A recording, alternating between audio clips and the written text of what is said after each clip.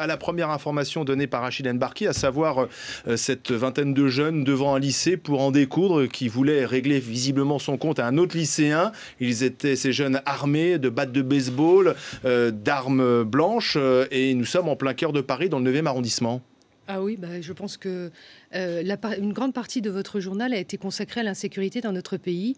Et lorsque j'ai entendu Madame Taubira, qui est, je dirais, le meilleur porte-parole du Front National aujourd'hui, on est choqué de voir ce qui se passe dans le pays. Mais quel est le rapport entre Madame Taubira et ces faits divers? Mais parce que Madame Taubira, à travers sa réforme pénale et son message qu'elle nous donne au quotidien, qui est un message de laxisme, d'impunité, où on dit aux multirécidivistes, il n'y aura pas de peine plancher, mais vous aurez une peine de probation, il n'y aura pas de peine de prison.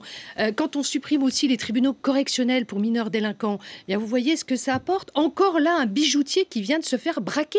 Et on voit que partout sur le territoire, en ce qui concerne la délinquance, les clignotants sont au rouge. Alors, la délinquance explose en France? Bien sûr, la délinquance explose en France, les chiffres sont là.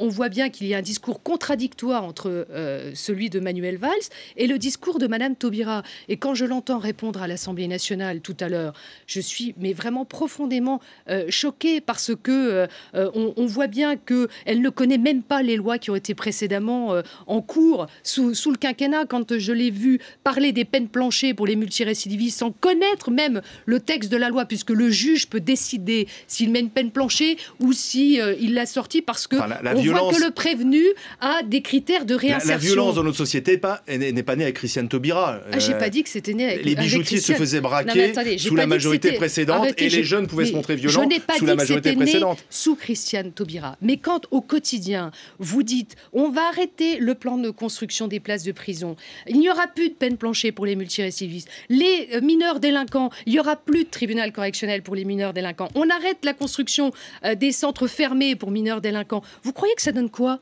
C'est les délinquants qui se réjouissent, c'est pas les victimes. Hein.